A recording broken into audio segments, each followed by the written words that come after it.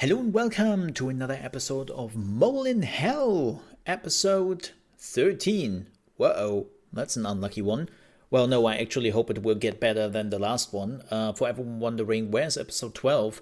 It will be re-uploaded this week. Unfortunately, I had some technical issues with it. There was super weird. I looked it up in my cutting tool, and for whatever reason, the gameplay still had the audio from my live stream, so I was talking on stream, and also the podcast was running over it. But when I was loading the project in my cutting tool or my video working tool, whatever you want to call it, it was not there. I don't know what broke. Maybe a bug or something. Maybe I should really just patch. My tool is telling me for 2 weeks. I should definitely patch. But that aside, I had this issue, right? And because it wasn't in my project, and I normally go through the video at least once before I am making it into a video, right? Exporting it, because that normally takes half an hour or even an hour, depending on how long it is. I normally do that before that because I don't want to waste that time. And it was fine there. I don't know what happened while the process was going on. Something must have bugged out. However, long story short, that episode had to be redone. I did that, and I can now upload it after this episode. And that's what we're doing. So we are back with another Mole in Hell episode, and this time we have a lot to talk about. There was the first fireside chat for Diablo 4 that happened on Thursday evening. Yeah. No, Friday. What am I saying? Friday evening. My God. And we watched it live here on the channel, so if you want to get my immediate thoughts on it, you can do so by going under the live section, and then you can watch it there again if you want to get my thoughts on it directly. But I also want to give you my thoughts a little bit here on the podcast. We are also talking about some endgame stuff and what I'm planning next to do. And yeah, it's still Diablo. It's kind of, what's kind of funny? I had actually planned to do this as a bi-weekly podcast.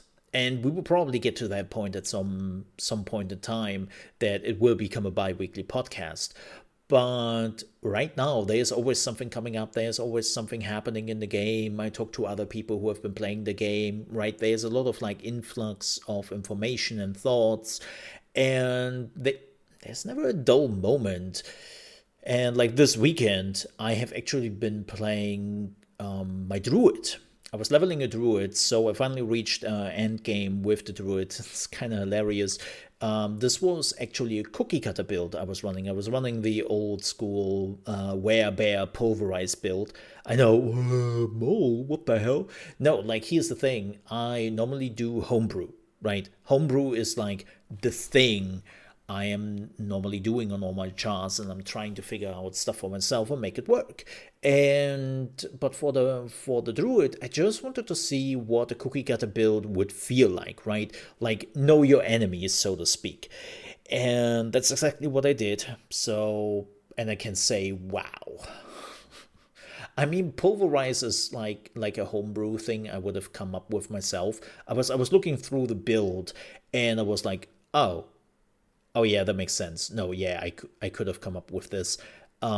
Because pulverize is such a no-brainer, and how much damage it does, and how tanky the werebear actually is. It's kind of crazy, So, however, I was going so crazy that with level 45, I did do, or I think it was 43 actually. 43, I did the capstone dungeon for tier 3. First try, didn't even die once, just were running through it and was murdering everything, yay. And I didn't really had good equipment at the time. The equipment I had was a mix of yellow and 1 or 2 legendaries here or there. So it wasn't even best in slot level equipment or anything, and I still murdered everything. Ridiculous. And then I was going world tier 3 with level 43, and the first thing I did was a Helltide. And it was an experience, don't get me wrong. There was a lot of moments where I was pretty close to dying, but I still managed. I still managed. And then, of course, on World Tier 3, you were getting far more XP, and then I leveled like from 43 to 50 in like 4 hours, I think. Pretty crazy when you think about that. It's so insane. And then I have been farming World Tier 3 since. But why I'm actually leveling up the Druid is not for farming. This will be my PvP character. Yep, he will be solely there for PvP. I'm still trying to get like 1 or 2 items, but I think on Thursday, Thursday this week, I will actually do some PvP live streams here on the channel and just play PvP the whole time with the Druid, try to learn how to play it, come up with a good build, and just try that, But I will start that on Thursday if you want to watch here on the Mole RP channel. And it's PvP only, so should be a lot of fun or very frustrating. We will find that out. But nonetheless, really looking forward to that. Of course, there is a bit of a problem with all the PvP. You still need kind of PvE to a certain extent, right? You need the glyphs. You have to level up the glyphs. And it's like, so I have to run dungeons, nightmare dungeons at some point. And that sucks a bit, right? That's something I would love to avoid, but I can't. So we will see how that goes. Speaking about nightmare dungeons and avoiding things, let's talk about the fireside chat here. I love segues. And it was good. I love that it was this, people are just talking to each other. They had kind of an idea of what they want to talk about, but it's not that they are going through a script. I hate scripted shows so much. I find that so boring. This is why I know it's something very personal, but this is why I'm despising more and more YouTube, because like every YouTuber is running down a script. They are literally just reading the stuff they want to say in a video. And I'm the complete opposite, right? Like all my content is non-scripted. I'm not reading. Yes, I do have some notes, of course, because I want to make sure that my stupid brain is not forgetting a few things here and there. But it's really just like bullet points of talk about DPS, Barber End issues, where bear 2 OP question mark, like all those things. And then I am doing it basically freestyle in all my videos. And I like that. I really like that. The one thing I do is I sometimes do a rehearsal. So I basically do like I'm going through the things I want to say, right? And I rehearse those things before I'm starting recording most of the time. So there is definitely some level of practice to it, but I'm not writing scripts. And I like that the fireside chat was exactly that. The fireside chat was non-scripted, right? And they just had a chat. They had a few bullet points they wanted to talk about, and it felt so much more natural. I loved that. That was great. I also loved the people which were there, and you clearly had the feeling that they knew what they were talking about. And especially Rob Ferguson has blown me away about his knowledge and cookies. Yeah, like he's apparently the cookie connoisseur there, and he knows the shit.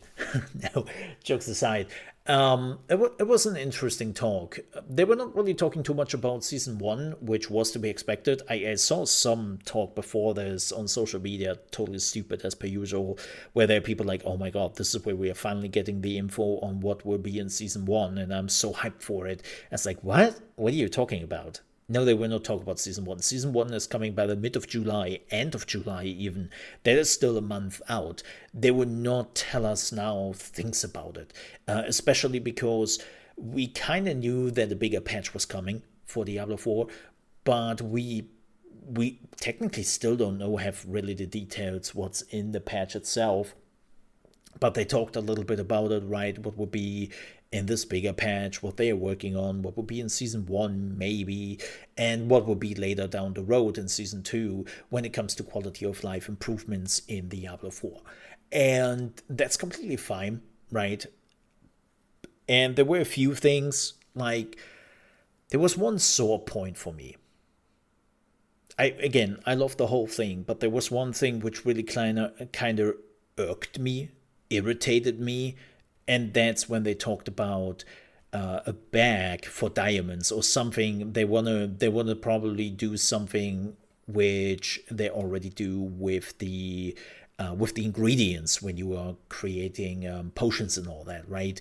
Like all those items are not in your inventory; they are basically like in a imaginary pouch, and then you can just take the items from there and mix your potions, right? And they want to do something similar, if I understood them right, for their gems, right, in the gem system. And I'm cool with that, but they already said that, yeah, this is not coming before season 2. We have to wait till season 2. Just a quick reminder here to everyone, season 2 is the soonest in October. We have to wait till like October before we get that.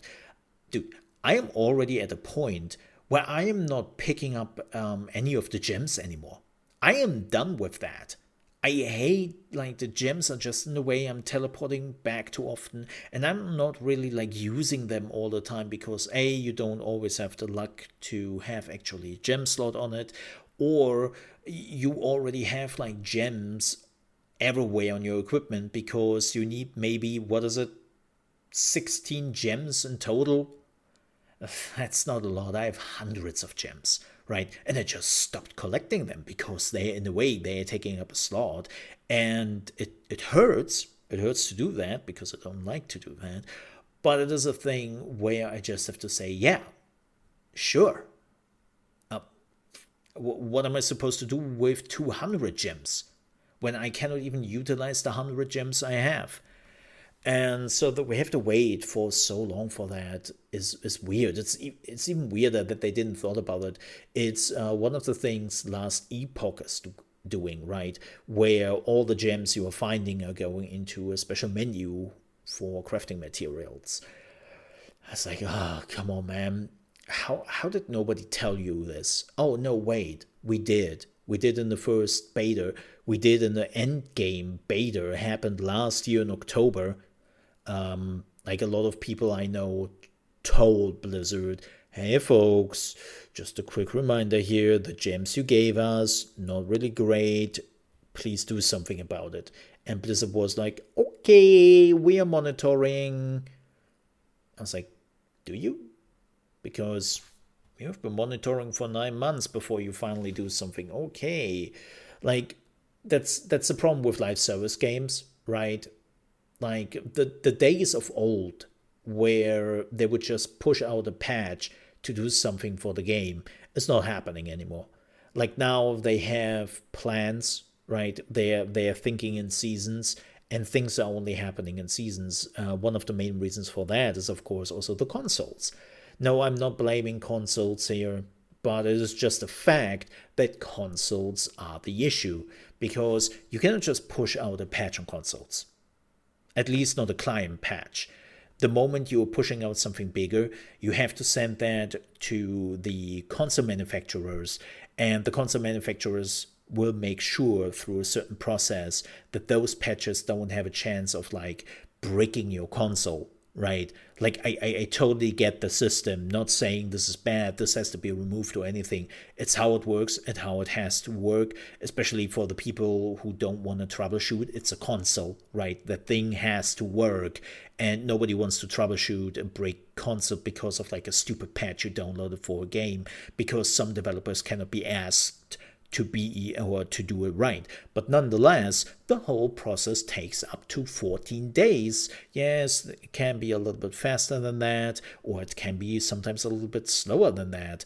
And so Blizzard cannot just push out a patch for PC, like a big one, which is like adding new features, who is changing a lot of things, and then they are telling the consoles, hey, you have to wait 14 days. Oh wait, we have crossplay, you are all playing on the same servers. Well, if you don't mind, like for the next 14 days you cannot play the game, right? That's okay? That's okay? Cool. Like, no, they cannot do that, of course. That's bullshit. And I totally get why they are doing it in the end, and why they are having those processes and why this takes a little bit longer. But it still sucks, right? I'm not happy about it, but I understand why it's there and why it has to be a thing. Or, well, next time they are not releasing this game on any other consoles, which will not happen. Let's be honest here. It will not happen. But yeah, so that's that. That's that. That is coming.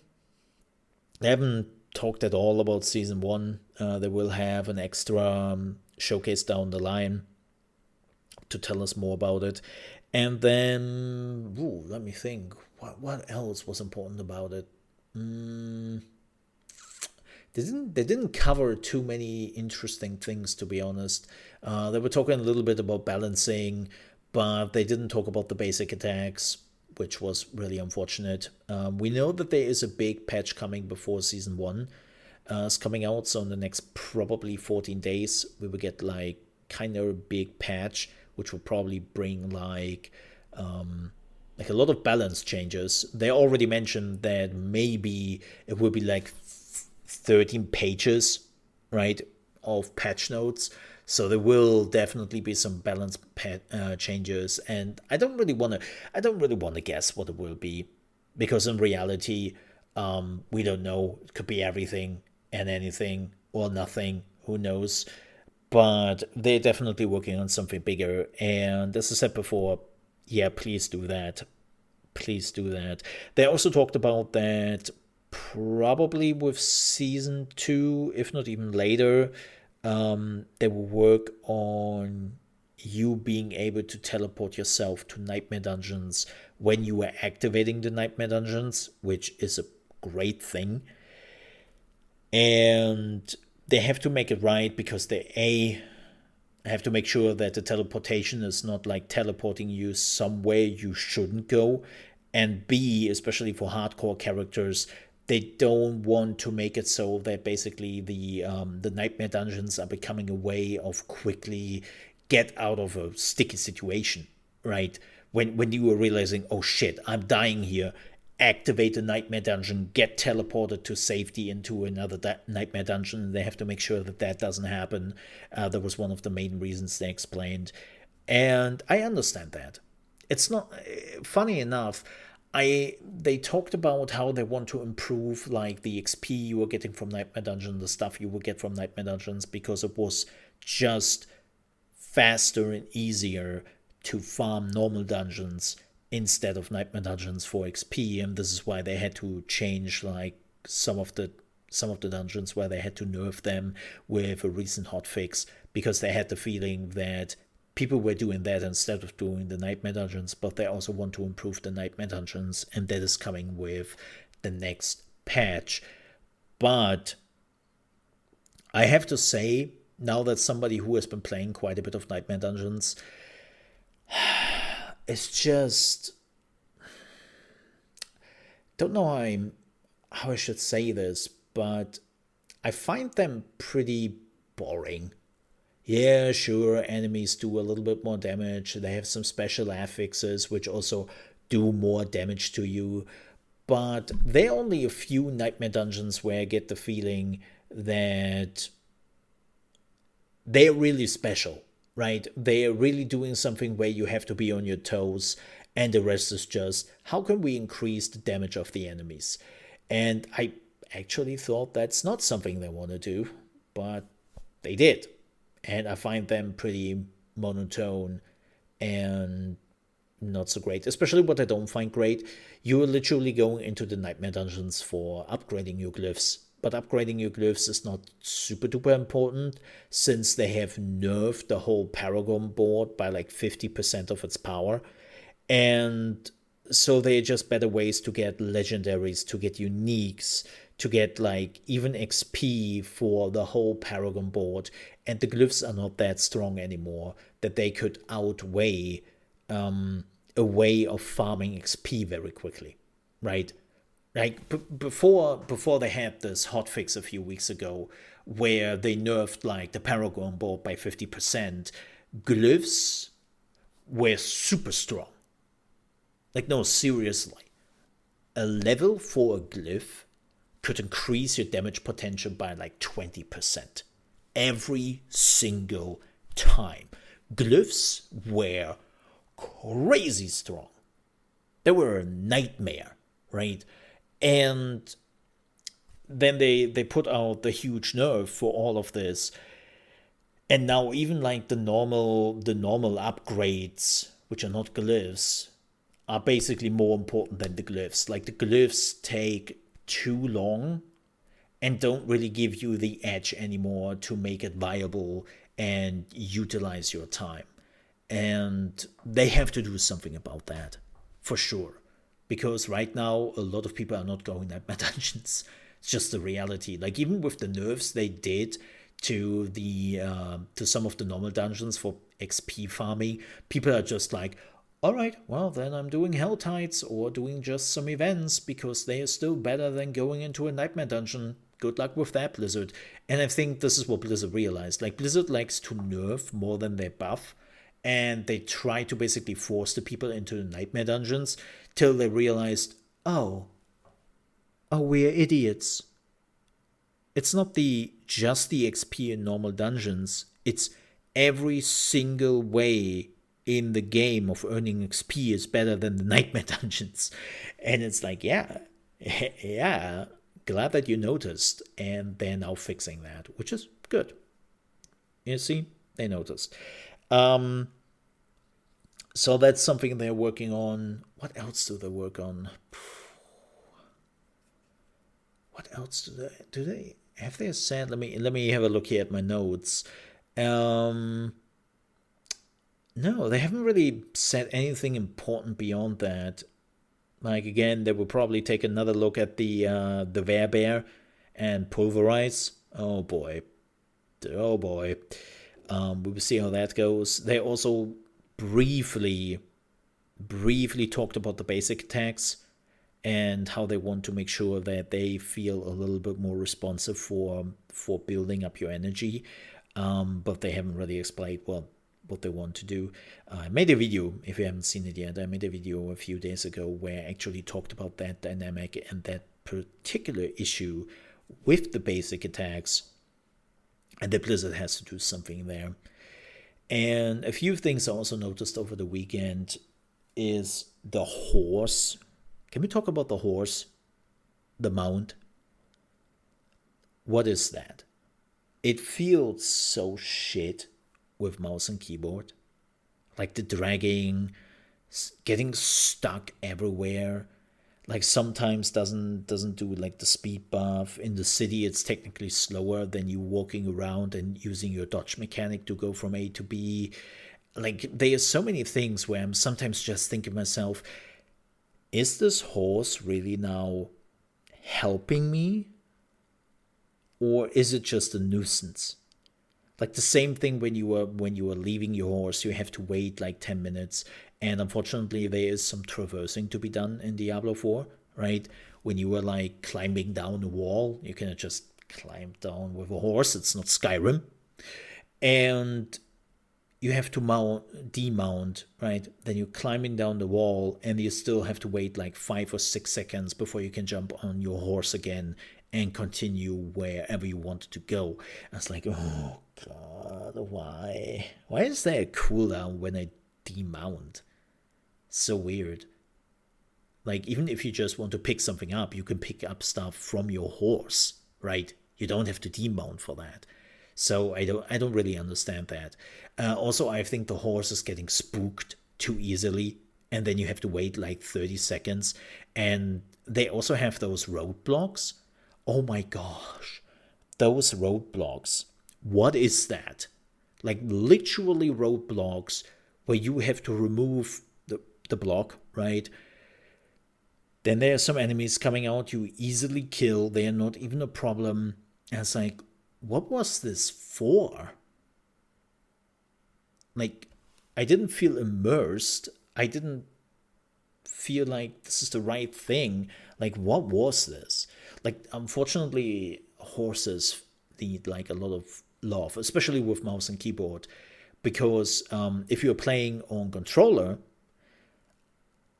the the horse is okay, I would say, right? With mouse and keyboard, the horse goes faster depending on where your mouse cursor is.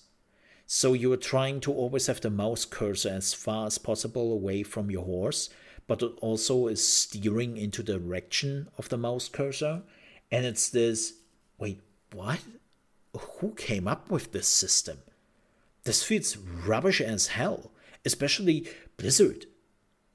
I don't know if you noticed, but you made a video game a few years ago called, it's a small one, you probably forgot about it already. It's called World of Warcraft. And if you're looking at the mounts there, it's like, yeah, that makes sense, right? The mounts are great in World of Warcraft. And then you're looking at the mount in Diablo 3 and you just think this is the first time they ever had to implement the mount system into their games. It is weird. So I would love them to actually tackle that a little bit, especially on mouse and keyboard, as I said. But beyond that, it was a relatively quiet week. Besides of the level boost, where basically people figured out how you could get from 1 to 50 in under an hour through the dungeons, right? And as I said, like, they haven't really fixed the whole method. You can still do it. It now takes 2 hours to 3 hours to get from 1 to 50, which is still insanely fast, right? But they basically nerfed the whole method for people who try to get from 50 to 100 in an insane amount of time. And this is what they try to nerf, right? Because they want you to go into the nightmare dungeons. Problem is, like, as I said, the leveling process in Diablo 4 is already pretty lengthy, unnecessarily, in my opinion. Like, I'm more and more arriving at the conclusion that Blizzard is aware that they don't really have an endgame. Oh, what? Oh, they have an endgame. Nightmare Dungeons, Hell Tides, and the tree. I was like, yeah, but you can also do that in the leveling process. Like, that's what my druid did the whole time. They did the Tree of Whispers. They did like everything I could do, and then Helltide and Nightmare Dungeons came on top of it. But Nightmare Dungeons are nothing but harder normal dungeons you have been doing all the time. Like, nothing really changes besides of, oh man, I have to drink my heal potions more. And Helltides, wow. What a boring system. I do it. Don't get me wrong. Like, people think like, oh my gosh, you were complaining about the game, like how monotone it is in endgame and all that. Yeah, but I'm still like putting in crazy amount of hours. Like this weekend alone, I think I put 20 hours into my druid. I love to do some monotone shit sometimes. I don't mind this. But I'm also pretty much aware that what you were doing, all things considered, in the end game is barely anything. And again, you can argue, of course, that this is a live service game. Things will happen, right? Like, we can argue about that, but it still feels like Blizzard didn't really know what they wanted to do. And so they tried to have a lot of small things, but nothing really big where you go, oh wow, yeah, that makes sense. Wow, that's a lot, right? I love the capstone dungeons, by the way. I think that the capstone dungeons are fantastic. And you know what I would have loved for the end game? Remove the nightmare dungeons, kick them out. They can be deleted. I don't care. And put in more of those capstone dungeons where you have special boss fights, where everything is a little bit harder, and have like 10 of those. And then build on that. Instead of having 100 nightmare dungeons, literally 100, and they feel exactly as the standard dungeons you have been running through the leveling phase, just doing a little bit more damage. I would have loved that so much more. Like, give me something special. Give me something I remember and go like, oh, damn, man, this dungeon. Oh, yeah, that one boss who does like some special thing. Instead of just, here's the boss you fought again, but this time he is doing 20% of his damage as shadow damage. Huzzah! It's like, oh, okay, cool. Don't care. Use armor anyways. It's kind of funny. I saw the reactions when Blizzard was explaining to the people in their fireside chat that armor is also giving you resistance, right? 50% of your armor is getting converted into resistance through a resistance system and all that. It's a bit more complicated. And like they were talking about how people feel that they are not enough resistant types on your armor, and they were like, no, folks, you have to understand first that 50% of your armor is actually giving you resistance, right? And you see just the chat on YouTube and Twitch go like, what the fluff? Wait, it does what? Since when does armor give you wait, what? Right? It's this, yeah, it does. And that's a problem because armor is the best resistance you can get in the game. There's nothing better. Like, you are missing resistance against a specific like type, get more armor. It's the best thing you can do. Like, with everything. And it's, yeah, they want to change that. They want to rework the whole resistance system. But that is, I think they said even beyond season 2, if I understood them right, because it's a quite intricate system. But I just love that most of the people don't even know that, and it shows a little bit how weirdly easy Diablo 4 is, but also has a weirdly amount of convoluted systems in the game people just don't understand, because the game is doing a not so great job explaining that to the people, right? And yeah, I'm curious to see how they tackle that. But however, the big patch is probably coming out in the next 2 weeks. Next week we will talk a little bit more about PvP experiences. There will be probably a lot to talk about, and some PvP balance talk, and I'm also planning some PvP videos down the road. I mean, that was the first reason why I actually came up with the channel, right? Because I wanted to do something else on this channel than the usual, hey, I am your Diablo guide build channel where you can just get builds to farm XP easily, to farm dungeons easily, where I'm thinking, oh, cool, so I'm doing what thousands of people are already doing. Nobody needs that. Nobody wants that, right?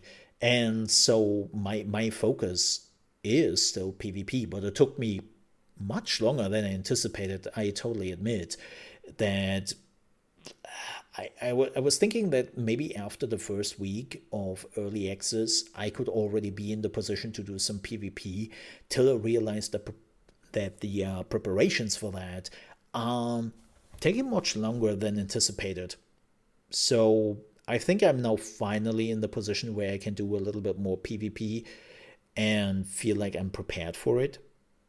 Now, with that said, my equipment is absolutely shit for PvP, and I will probably get murdered constantly. But at least I feel like I can take some knowledge from it. I can learn something. I can get some items out of it, and I can have some fun here and there, even with the mediocre equipment, even me missing still like 200 levels of my Paragon system, not having the glyphs and all that.